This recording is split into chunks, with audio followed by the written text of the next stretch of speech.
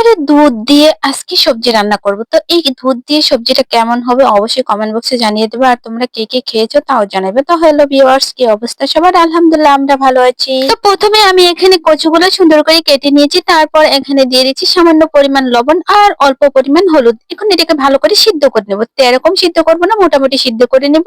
80% সিদ্ধ করে নিব, বাকিটা হচ্ছে পরে তেলের উপর দিয়ে সিদ্ধ করে নেব। তো ওইটা আমি সিদ্ধ হয়ে গেছে, আগে পানিটা ছেঁকে নিচ্ছি। আর এখন চলে আসলাম চুলাতে একটা ফ্রাই প্যান বসিয়ে দিচ্ছি। তারপর দিয়ে দিচ্ছি এখানে পরিমাণ মতো তেল, রান্নার রেগুলার যে তেলটা সেটাই ব্যবহার করছি। তো তেলটা যখন হালকা গরম হবে, অত বেশি গরম না, মানে নর্মালি যখন গরম হবে তখন দিয়ে দিব হচ্ছে এক এক কচুগুলো অতটা ভাজবো না, নর্মালি কিছুটা ভেজে নেবো। স্বাভাবিকভাবে তোমরা দেখতেই পারবে আমি কিরকম ভেজে নিচ্ছি। তো এক পিঠ যখন হয়ে যাবে তো দ্বিতীয় পিঠটা আবার হালকা ভেজে নেবো, অতটা ভাজবো না। আমি কিন্তু সবগুলা কচু একসাথে দিয়ে দিচ্ছি আর এখন এটাকে উল্টিয়ে নিচ্ছি। তোমরা দেখতে পাচ্ছ কেমন কালার, মানে নর্মালি করে ভেজে নেবো, অতটা ভাজবো না, যেহেতু এটা আমি আবার দুধের মধ্যে দিব। এইভাবে খাবারটা অনেক বেশি ভাল লাগে।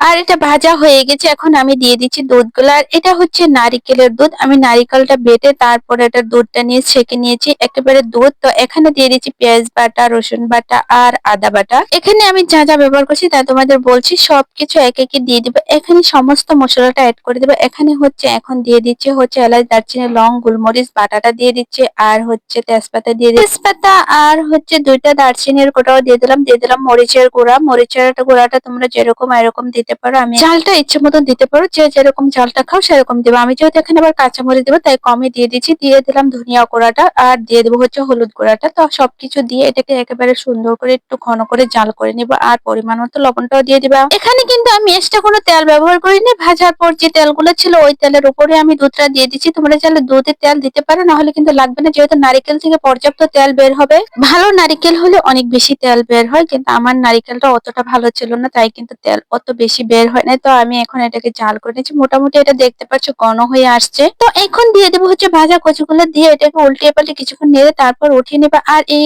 কচু ভাজাটা হচ্ছে আমার যা রান্না করতো খেতে অনেক বেশি ভালো লাগতো। তো পর্যাপ্ত তেল বের হতো, যেহেতু আমার মনে হয় নারিকেল গুলো ভালো না, তাই কিন্তু একেবারে তেলটা বের হয় না। তো যাই এটাকে কিছুক্ষণ ঘেটে ঘুটে নেড়ে চেড়ে উঠিয়ে নিবো। আর দেখতে পাচ্ছ সুন্দর, এটা খেতে গোস, মাছ, মাংস, পোলাও, বিরিয়ানি থেকে বলবে সবাইকে দূরে থাকো, অনেক বেশি ভালো লাগে। অবশ্যই ট্রাই করে দেখবা, খেতেও কিন্তু অনেক বেশি ভালো লাগে। আমি কিন্তু আগে কোনো নারিকেল তরকারি খেতে পারতাম না। আমার যা যখন রান্না করতো তখন হচ্ছে আমার জন্য আগে ভেজে রেখে দিত, তারপর হচ্ছে দুধ দিয়ে রান্না করতো। তো এখন দেখি এটা অনেক মজার হয়। তো আমি এখন এটাকে পরিবেশন করে নেব। তো তার জন্য আমি একটা বাটি নিয়েছি, দেখতেই পাচ্ছো।